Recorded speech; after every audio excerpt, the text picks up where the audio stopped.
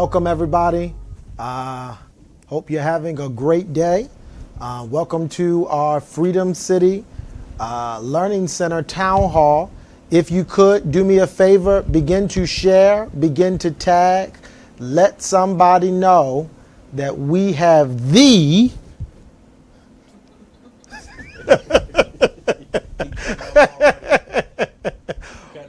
we had the man of the hour, my friend, my brother, none other than Pastor Joshua Robertson from the Rock Church. I'm so excited to have him here tonight. So you already know how we do. Let's get these numbers up. Begin to share, begin to tag, let somebody know that we are live today.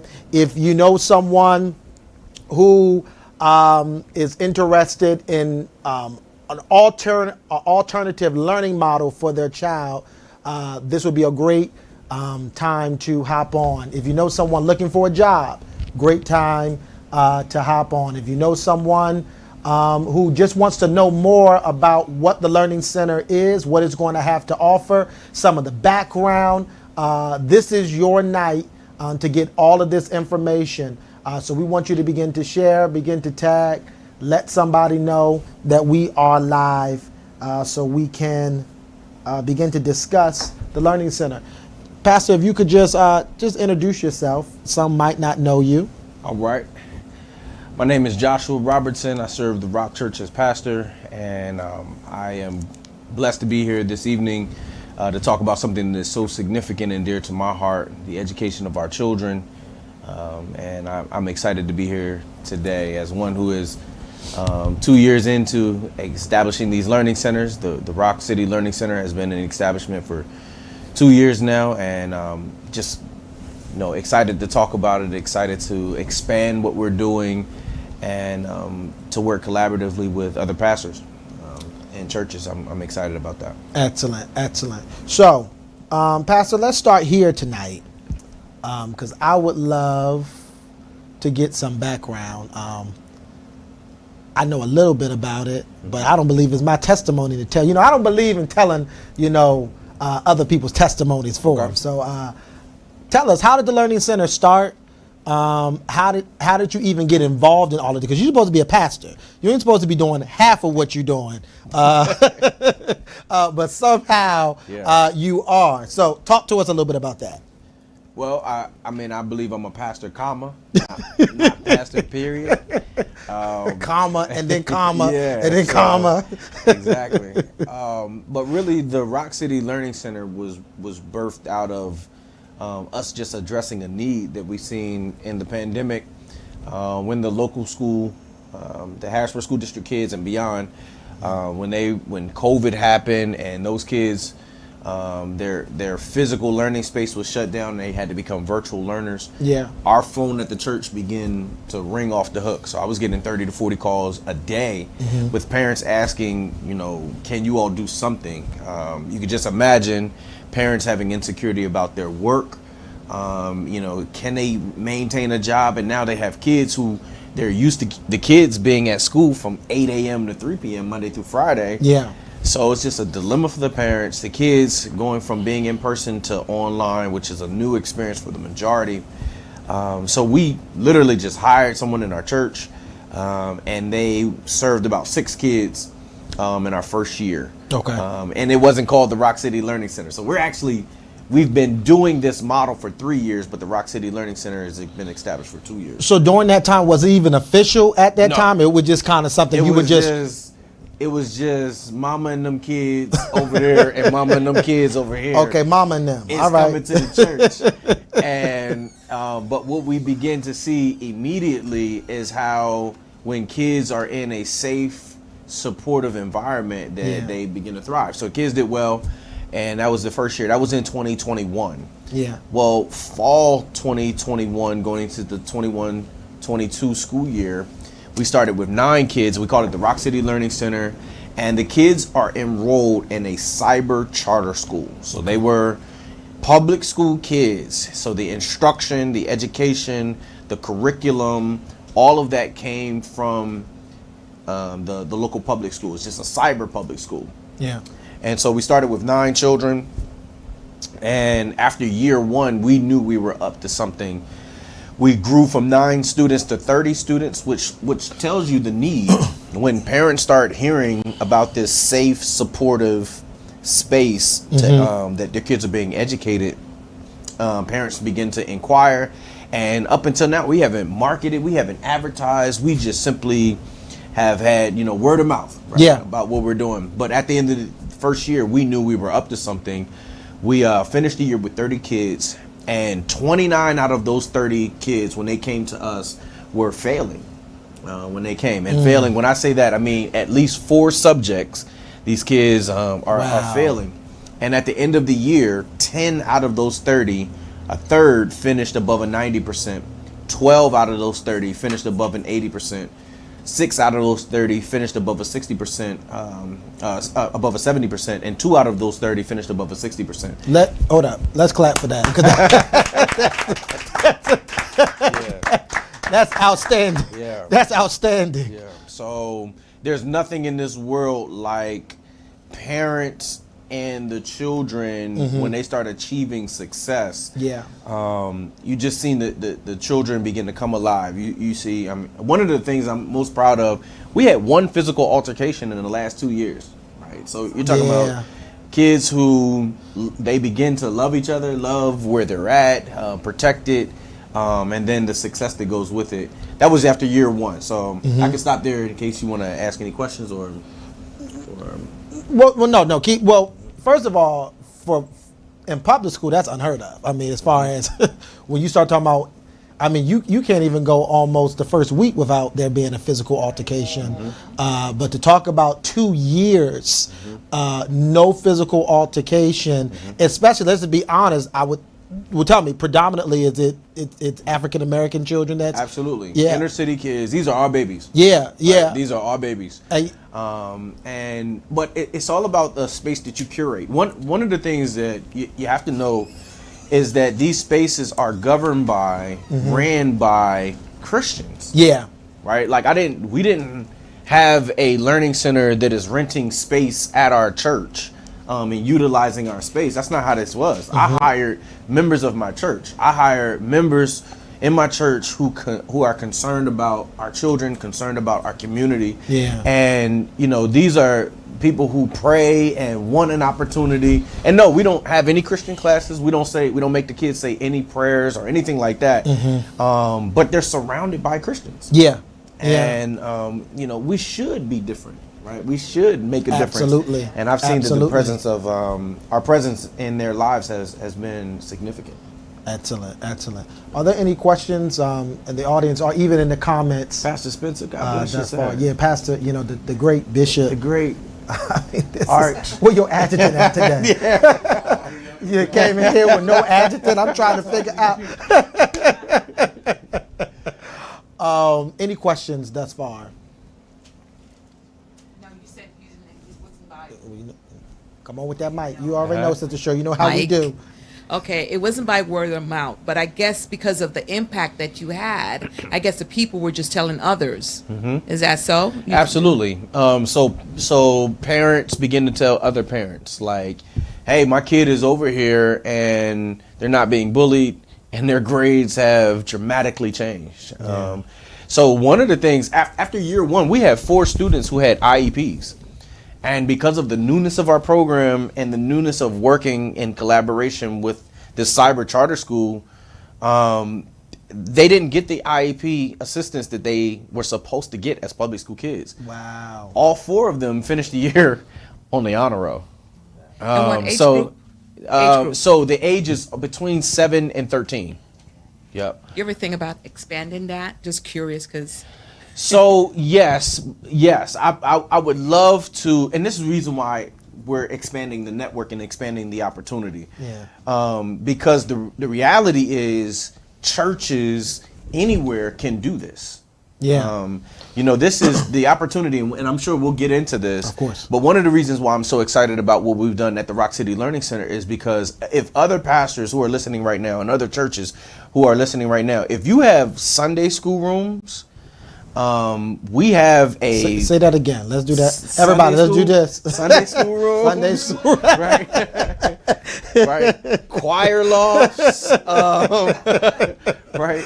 They can be used as pods to house this learning center. And, you know, we have a system now, and we'll get into it, that a financial backing that is sustainable and scalable. That's a part of why I'm here this evening with Freedom City, because Freedom City is launching this coming fall their learning center. Praise God, right? Right. We clap for that. Right. And so, you know, it's scalable and it's sustainable, and we found a funding model to do that, where we're able to not only bless the kids, but we're also able to hire members of our church. We're able to hire members of the community that love God and love children. So providing opportunities for the community to really take a hands-on approach to educating our children. That's a great segue, because I know somebody was saying, so you kind of stumbled into this opportunity with this COVID-19 that takes place, this pandemic, and then now you have a full-blown operation. So, you know, everybody's question is, I know the answer to this, but I would love to, you know, I'm helping y'all out tonight. The question is, how in the world? Now, were you dipping into the tithes and the offering? We want to know, how in the world did you do this? Sure. Great question. I'm trying to help you out, Rock. We want to know where the tithes went. The tithes and offering are with the church. I'll tell you that. If I was looking to the tithes and offering to do this, we might be able to educate 1 or 2 students. Right. So anybody who thinks you get rich from having church, yeah, you definitely don't do it for the money. But the way we were able to do it has honestly been, the Lord has been gracious to us. Yeah. I received a phone call from a board member at another nonprofit that educates kids, and they were wondering about space. Okay. Right? They were wondering if we had space to house more of their kids. And I was like, well, yeah, you know, I got space. What's up? And so he was like, you know, what do you think about education? I'm telling him what I think about education. I'm telling him what we have done in this past year. Yeah. And then he was like, so where do you see this going? I was like, you know, I just had a vision for educating kids, giving my own story, which I'll share, you know, don't tell her yet. Don't tell her yet. We're gonna have to pour the tissues out when you tell that. Man. So this man who had called me at the church, I was just simply at work at church, and he called me, and from my conversation with him, I got plugged into a network of philanthropists. And you know, this major group down in DC, honestly, they just took a risk on me. After they heard what we did in the pandemic, in the school year of 2020, 2021, when they heard what we did, they were like, you know, they took a chance on us. They came to Harrisburg. I walked them through the church, and just kind of I helped them to see what I envisioned. And the first grant distribution they gave us $30,000. They gave us $10,000 per room to prepare each room for these learning pods in the fall. So when I got that, immediately, and this is the key to really doing these learning pods, I turned on my entrepreneurial hat, right? So I have $30,000. They're expecting me to do floors, painting, buy furniture, and all of that. Well, I have a deacon in my church who's a licensed contractor. Lord Barker, Joshua Barker, you know, that's my guy, Deacon Barker. All right. Right? So he's a contract worker. So why not hire him to do that work, which sustains him? Because it's in the house. And since we're bringing kids in, why don't we make it an apprenticeship program and bring kids in from the neighborhood so we can pay him, right? Because we're dealing with grant fronts, right? And so now when we tell the narrative, it's not just we renovated the rooms. Yeah. It's we sustain members of our church and bless students or children in our community. Yeah. And gave them an opportunity to work with an entrepreneur. And so, you know, we did that. Not only that, we documented the whole thing. So I That's brought the in key. right? We did a videographer and he documented everything. So when the funders, the people who gave us that money, you know how thrilled they were every week when we sent them a reel? Yeah. You know, like a quick minute video of what they're saying. They're like, oh, this is where our money is going. Right. And again, it's just thinking like an entrepreneur. Right. And that's why I say I'm a pastor, comma, not pastor, period. Because we could do more than worship on Sunday. Yeah. Yeah. We could build a village. Yeah. And so once they seen that, they were excited. Wow. Wow. So that's how it started. So I met one group, but they expected me to meet other groups. Yeah. Right. And so I mention this because the learning centers have to have a pastor and a church that thinks like an entrepreneur. Right, that looks for opportunities to sustain the members in the congregation and looks for an opportunity to empower them to reach their community. Yeah. Right? So you have to think like that. So I think there's a lot of pastors who really think like that. Now I've been able to find resources to bring to them so that they can, think and execute. Let me help you out. If you're a part of another ministry and you're on here, tag your pastor. Tag your pastor. Let him know he's going to have to come out of that old mindset. But tag your pastor. That is amazing. So what you mean to tell me is over the last 3 years, you've done this with only philanthropic dollars. 100%. No state government money, none of that.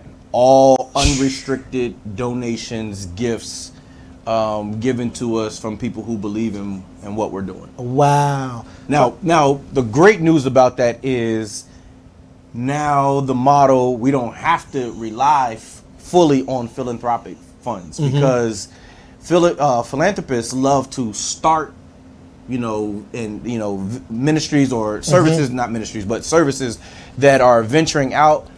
And they love to expand them. They don't like to sustain them. Yeah.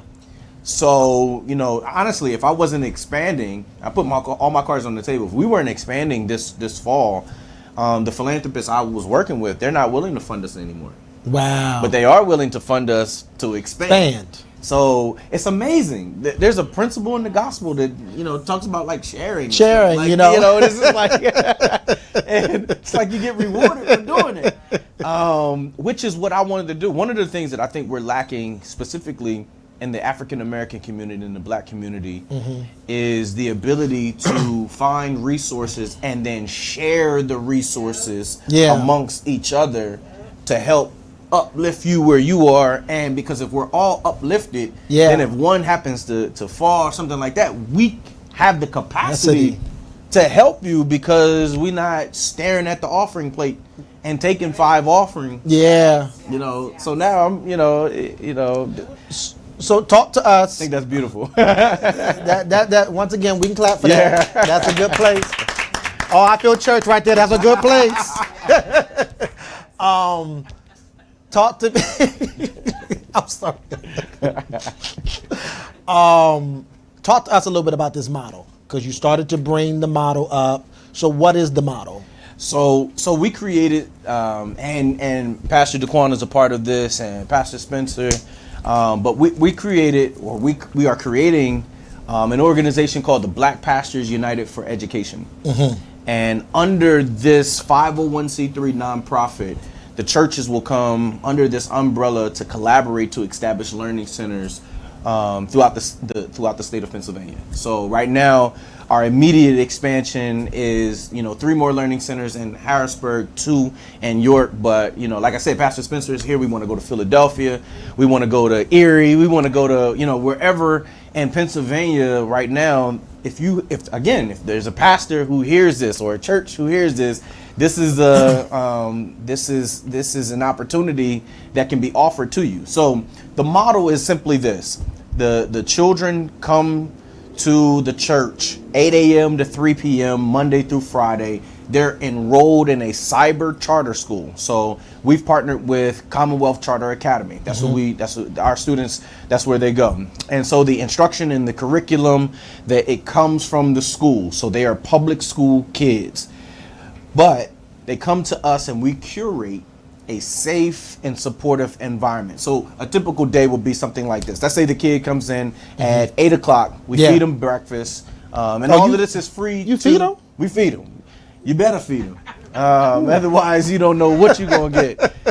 You might get a Snickers, I don't know. You know how the commercial is.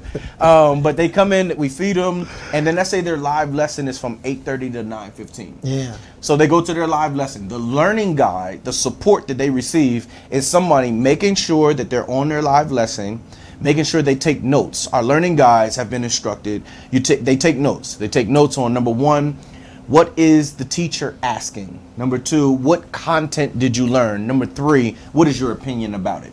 To make sure that the children are actively engaging and critically engaging, thinking through what they're learning. Yeah. So they get out of their live lesson, let's say at 9:15. Okay.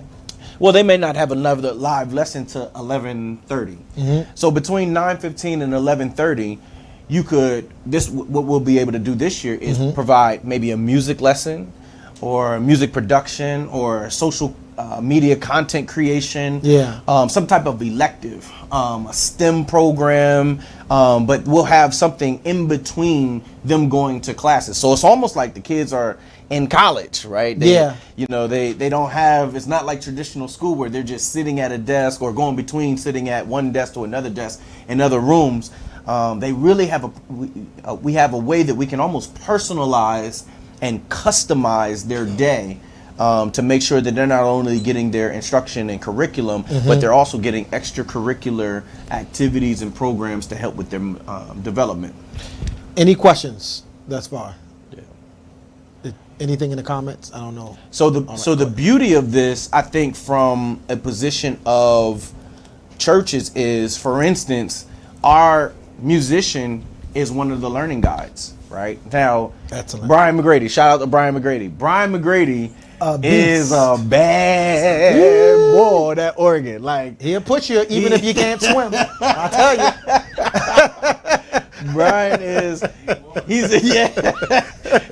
is a world-class musician, right? And but the reality is, we can't afford Brian from our tithe and offering plate. But now he's a learning guide. Yeah. And the learning center, and he teaches music to our kids, right? So now we offer free lessons to kids in our learning center. Free lessons to kids in the community. And I actually have another grant that reimburses everything we pay him for lessons outside of the learning center. Wow. Right? So I'm able to now give free lessons to kids in the community, which is a blessing, right? Their parents are thrilled about it. Plus, I'm able to sustain my musician, and I don't have to look at the offering plate to make sure I can pay him. Yeah. Right? Again, thinking like an entrepreneur. Right? I told you about Deacon Josh. Deacon Josh is a licensed contractor. So we have the YES program. It's called Young Entrepreneurship Series. And this is when teenagers are in an apprenticeship program with Deacon Josh learning construction. So right now they are in 2 churches in the city right now preparing space for the fall for their learning centers, right? So they're preparing classrooms, they're preparing bathrooms. Right now they've done 6 classrooms, 4 bathrooms, some hallways, but they've learned how to paint, how to lay a floor, but also how to price a job. They've learned how to run a payroll system. The other day we were at lunch, and we're talking about NFTs, blockchains, cryptocurrency. These are 13 and 14, 15-year-old boys and girls from our community, and they're spending the summer with us, and they get paid. They get paid $200 a week. Wow. Oh, they get some money? They get some money. So now let me tell you how crazy how this program started. I need an apprenticeship. And again, let me tell you how this program started. So there was a kid in our community who got shot. He was working at the gas station on Cameron and Market. And he was working there washing windows, right? but he was washing windows under the guise of delivering drugs whenever somebody needed it. Right? He wasn't giving your nicks and dimes. He was giving like your weight. Like the drug dealers have him have a bag and wait till I tell you the guy is coming. Yeah. And then you do one drop a day. Yeah. Right. Well, he got caught up in a crossfire, gets shot. He survives. One day I seen outside of the church. I'm like, yo, come here. Talk to him. I'm like, how much they paying you to do what you doing out there on the street? They're like, oh, nah, I don't do none of that. I said, come on, man. Tell me the truth. Yeah. How much they paying you? He's like, man, I make $100 a week. I said, I'll pay you $200.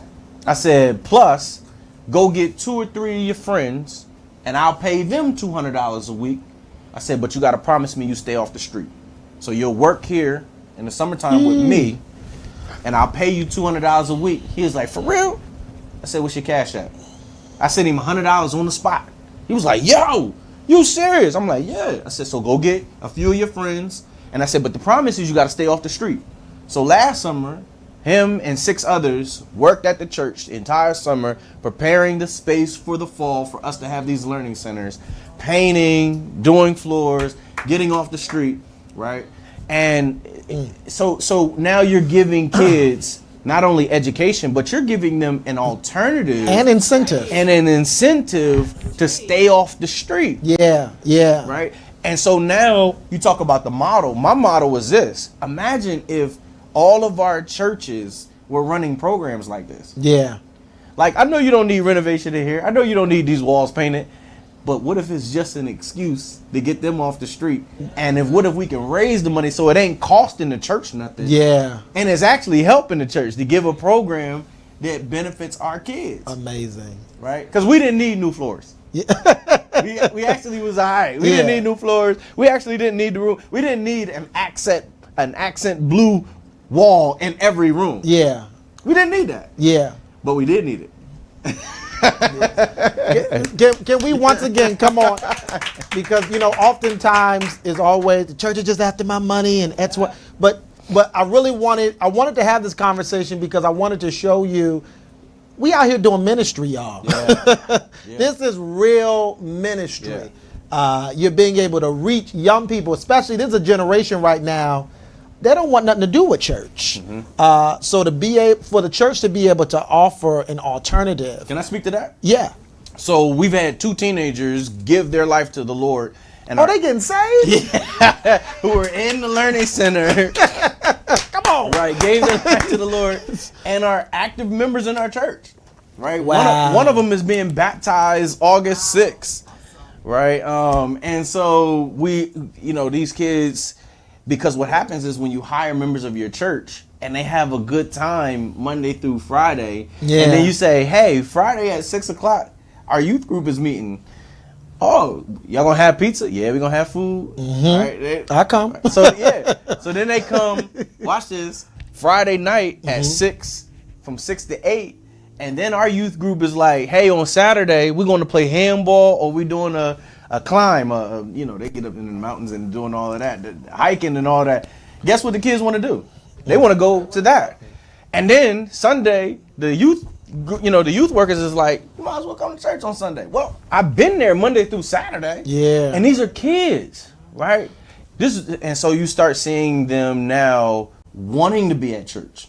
Yeah. Right? Loving being at church, Yeah. right? Because they don't just look at church as I got to come there and watch y'all worship. Yeah. It's community. I've been here all week doing everything else, so I don't mind the 1 hour or so that I have to sit here. In fact, I want to be here because now this makes sense why y'all do all of this that I've experienced.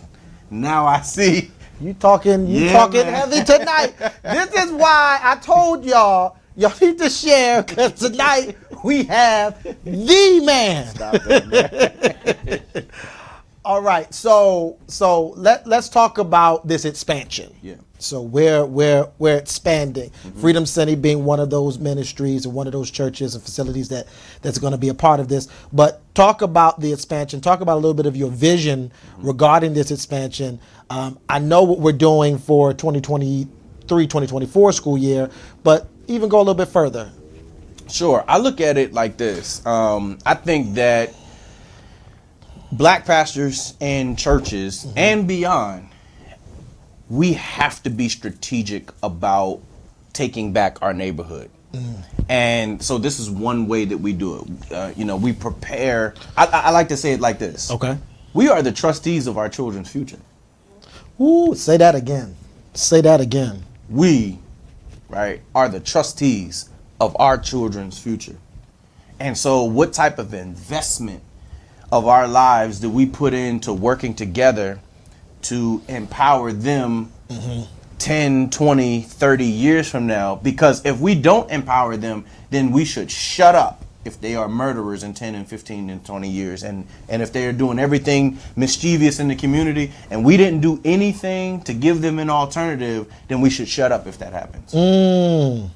But I look at it and say, no, the church, we are strategic. Like, people come to our building every week. Yeah. Right? Not only do they come to our building every week, there's a bit of loyalty and expectation that we do something supernatural. So why don't we make supernatural? Yes, that's speak in tongues and Let's open do your all of mouth that. and say yes, Lord, that offering. Let's do that. At the offering time. How hard over. He done took it to another level. Let's do that because it's necessary It's very necessary. to give God his praise. Very necessary. Absolutely. Don't have me go into it right now. Exactly. Let's do that. But how about let's use all of this power of God that we talk about Yeah. to collaborate to uplift our community. Yes, sir. So when we tell them, hey, say, Say yes, hallelujah, Lord. they like, well, look, if I had anxiety about going home because all of my grades were bad and I knew I wasn't dumb, but I didn't know why I couldn't get good grades. And now I get in this new environment that these people love Jesus. And now my grades go from in the toilet to honor roll. Yeah. I have a reason to raise my hand and say hallelujah. That ain't a stretch. I am happy. Yeah. I'll give you an example. There's a little girl in our church who, this little girl, I don't even know, she's 12. I don't even know if she knows the depths of her circumstance. Her parents are divorcing. Dad moved to another state. She's homeless. She lives with a member of our church Monday through Friday, and then on the weekend goes with her mother, right? When she first came, she wore a mask, not because of COVID. She just would wear a mask because she didn't really not confident in herself and all of that and everything. This little girl finished this past school year. No, she was failing in the 30s, Wow. right? Like that was her GPA over all her subjects. This little girl finished the year on the honor roll. Wow. Right? Right? This little girl finished the year and she's in the summer program. She's in the YES program. Oh, she building and making Yeah, stuff. so yes. So You gotta again, lay some floors in my house. again, you're taking a person, you're taking a kid that you think about it. What happens if she gets looked over? What happens if there's no one to intervene? And then now she's 17 years old. She's looking for affirmation because her father is no longer there. Her family is in disarray. She's failing in school. What can she do that she can be successful at? Yeah. Well, there's a whole street economy that she could get a part of. Yeah. She could be a baby mama. She could be a track queen. She could be one of those who allows people who sells drugs to come to her house and just live there, and Yes, she sir. live rent free and don't have to work. Now, there's many paths that she can take to take care of herself. And I'm saying that black pastors can work together to educate, empower, rescue these kids. And now that we have a funding model that's available that helps us to scale and sustain, I don't see why not. Yeah.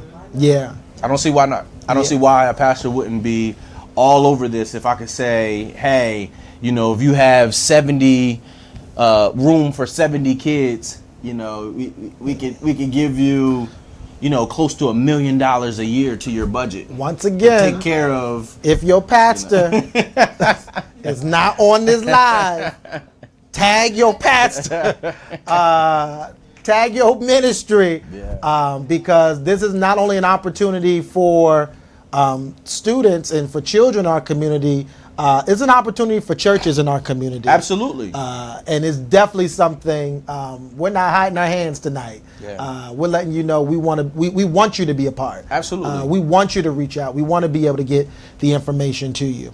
All right, so we talked about the model.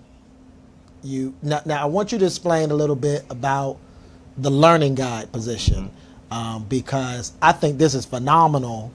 The fact how you've empowered people within your congregation, and you've placed them in a very strategic place with these students, and you're positioning them to be able to not only help them in their learning, but also to help cultivate and curate a atmosphere that's going to cause them to excel. Talk about that, the learning guide position. Sure.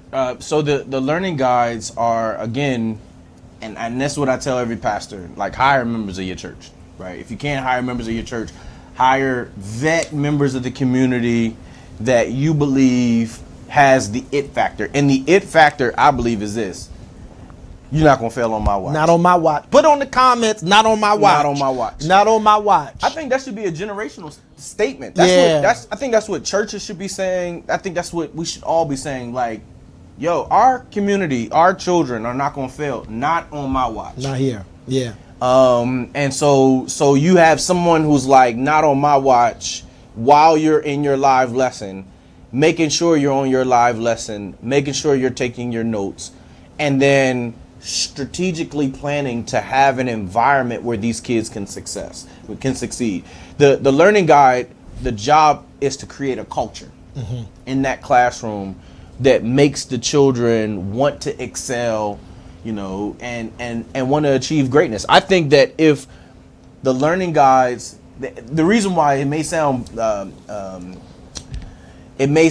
like I'm not nailing down specific tasks is because all of the technical stuff are things that we can teach. Yeah. And we do teach. That's not really important. What's really important is someone who's saying, yo, I'm concerned about our children's future, and I want to be one who would say, I'm going to give my life to develop, to cultivate, to help these children to grow up and be educated. Everything else we can teach. Yeah. So the learning guides are supportive in that way. They create this environment, and then they help facilitate programs. So whether it's if the kid needs tutoring, we're not a tutoring agency. So we would hire a tutoring agency to come in, right? You could advocate in that way. If the children has an IEP, the job is to make sure that they're getting the care that they're supposed to get from the school. Yeah. The learning guides are not teachers. They're not expected to be teachers. They're not tutors. They're not expected to be tutors. But they're like parents. Yeah. Right? So if it's a science project due on next Friday, the learning guide is making sure that they're making progress towards it every day. They're helping the children with the administration of their course day, right? Just like a parent would do. Yeah. And this is vitally important because parenting is in trouble, y'all. Parenting Say that. in the 21st century is in trouble.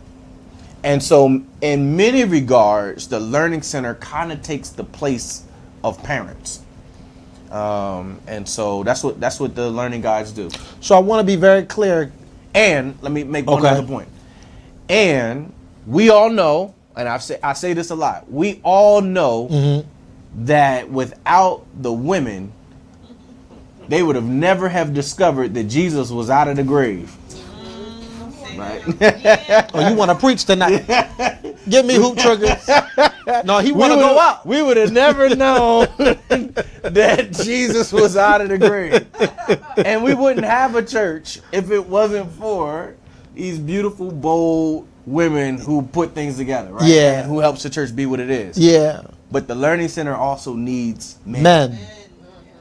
Right? Say that. They need the balance of both. There's nothing like a grown man telling them little boys and them little girls, you get yourself over there and you sit down. And don't move.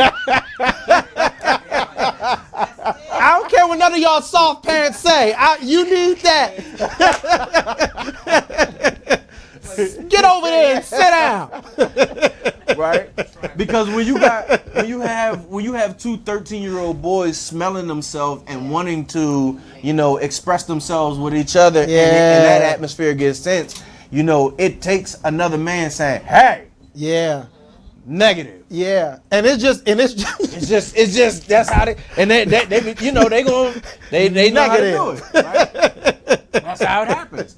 So and isn't that just like how God designed it? Yeah. Right? Yeah. Like, I say that because, again, I think women carry too much of the load in many of our churches. 100%. And there's not enough men who step up, who want more than power, but who want to do more than make decisions, but want to get their hands dirty and do the work. Yeah. So I challenge churches, pastors. Yes, we need our ladies, and they always gonna be there. They're gonna be there to have our back.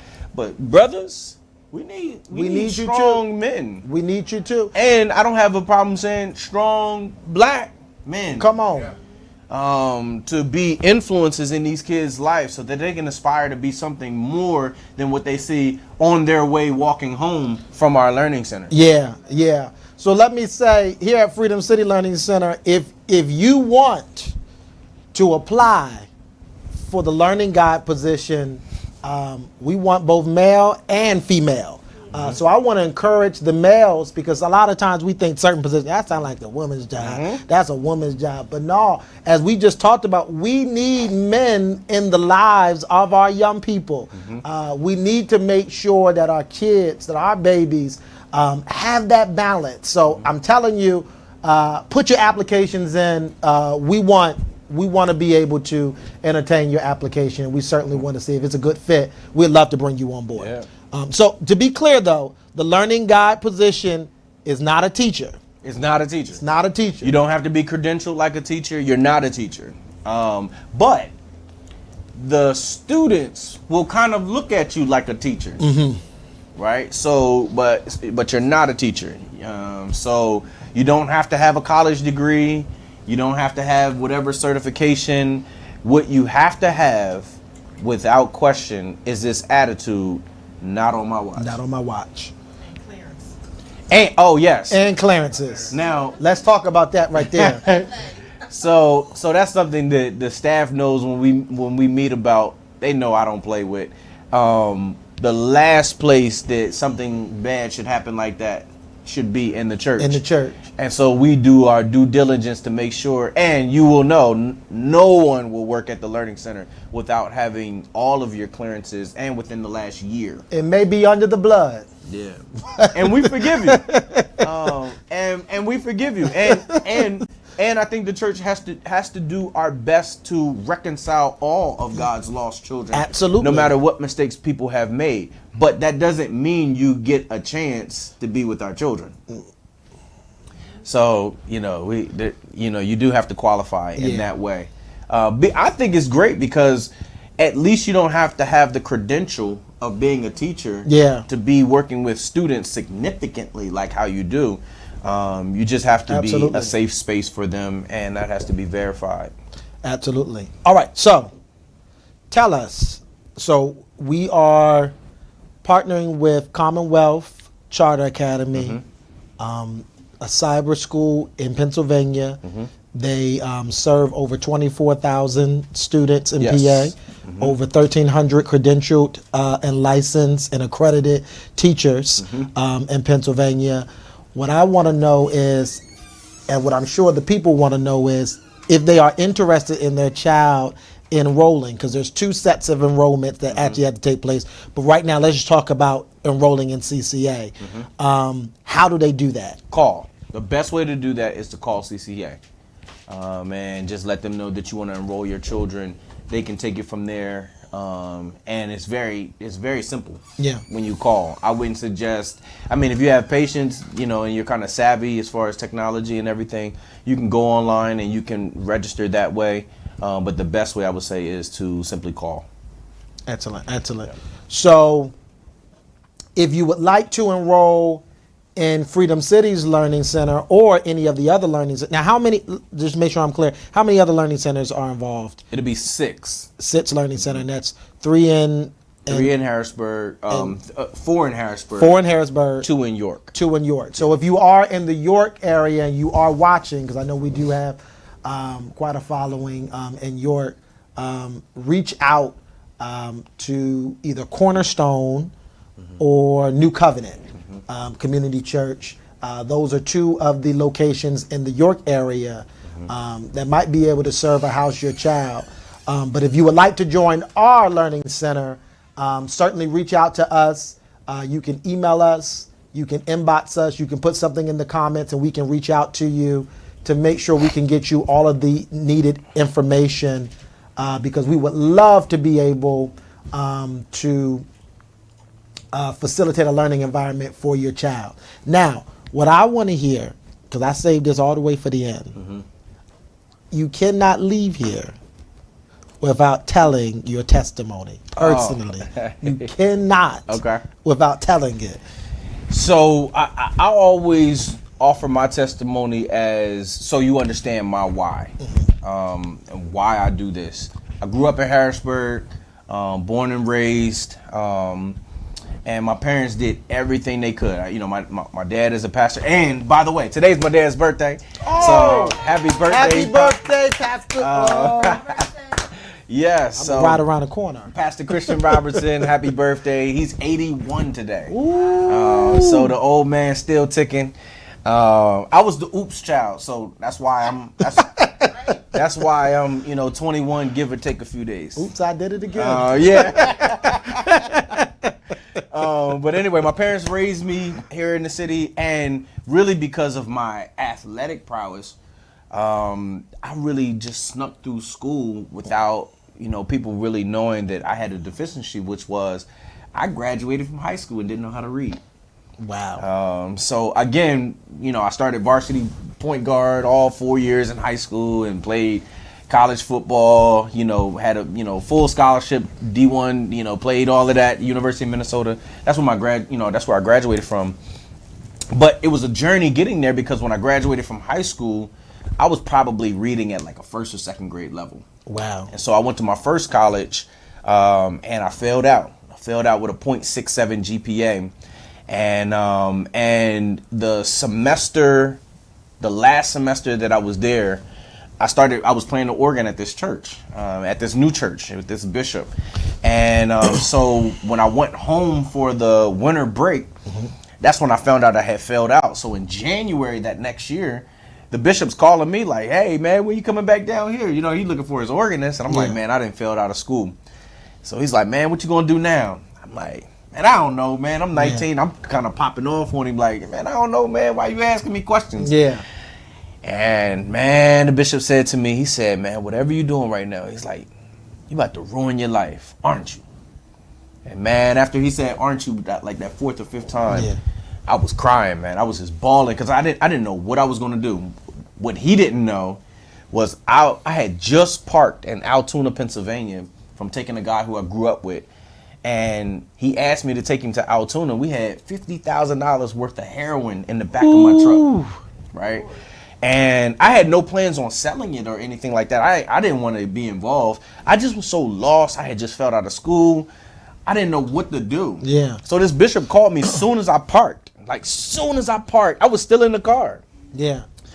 And so he begged me to move back down to North Carolina with him. And so I did. I packed up my truck and I went right back down to North Carolina. And when I got there, he enrolled himself and myself in the Cleveland Area Community College in Shelby, North Carolina.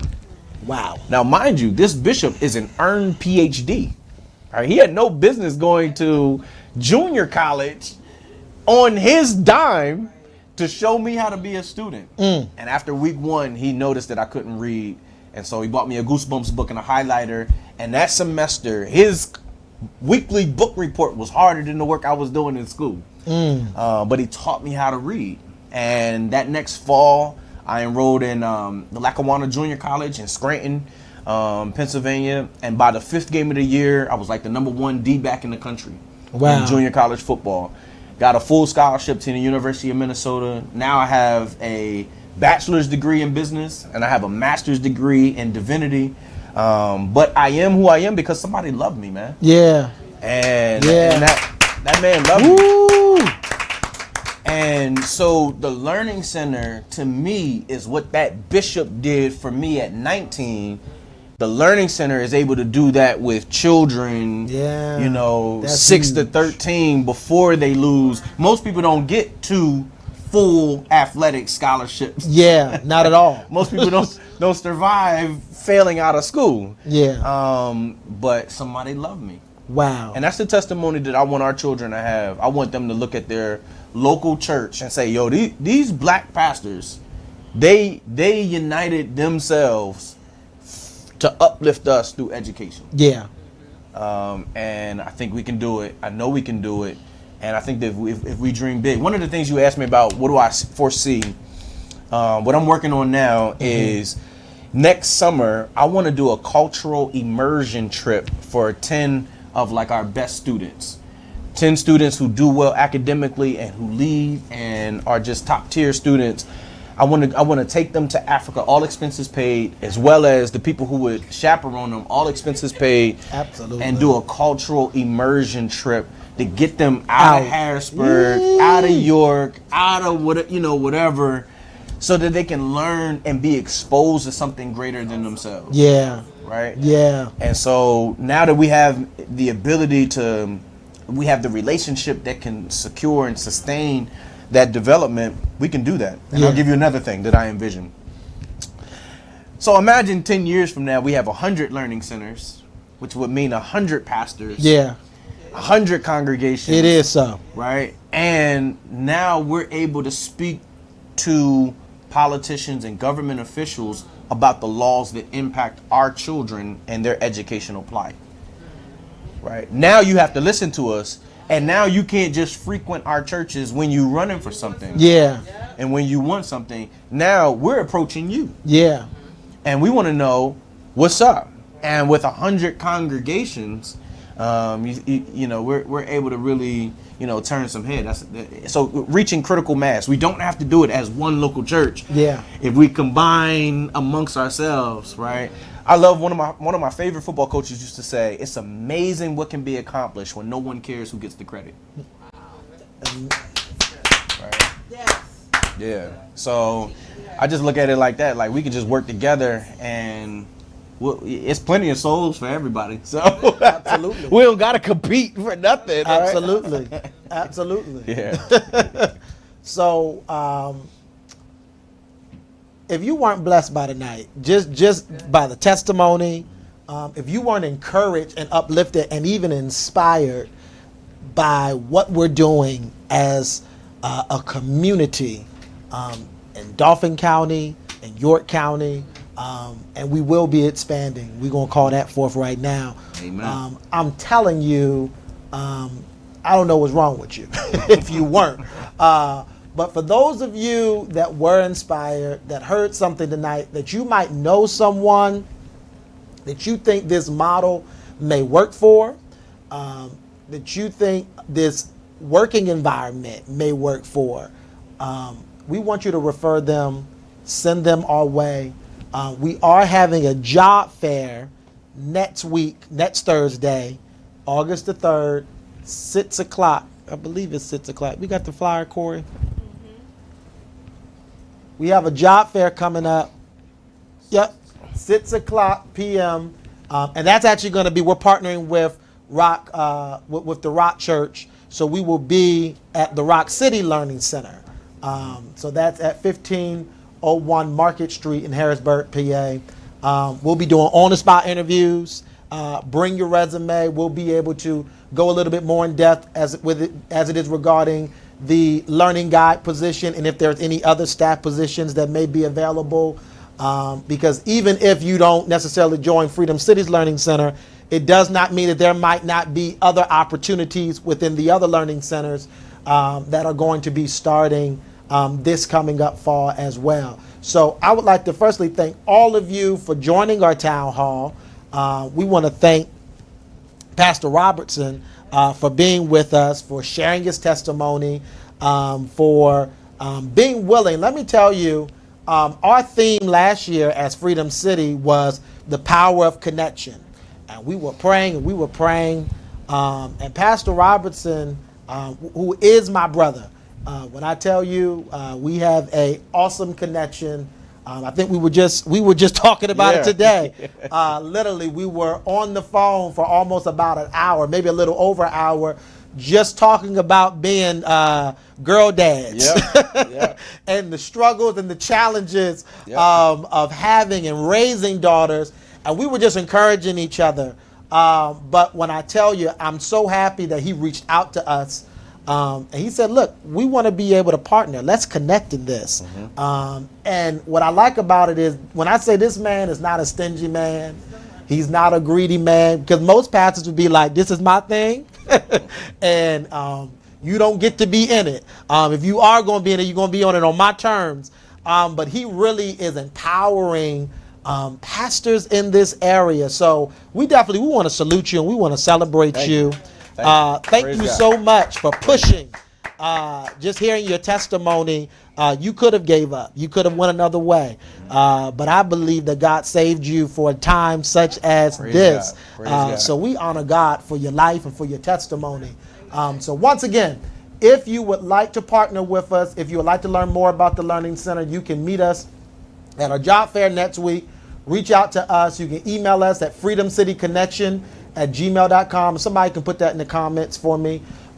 You can also inbox us. We'll definitely be able to get you the information. There is, if you would like to enroll and you need assistance with enrolling in either our Learning Center as well as CCA, reach out to us directly. We'll certainly be able to help you with that. And I'm going to render the last word to you, Pastor. Well, I think I would circle back around to what I said a little while ago, that we are the trustees of our children's future, and what we do matters. Our kids need us to make decisions for them right now, and to prepare a lane for them to run in years to come. And I think that we can do it, and I think we want to do it. And I think now is a matter of capitalizing on opportunities. Opportunities are not lost. Opportunities are missed. Woo!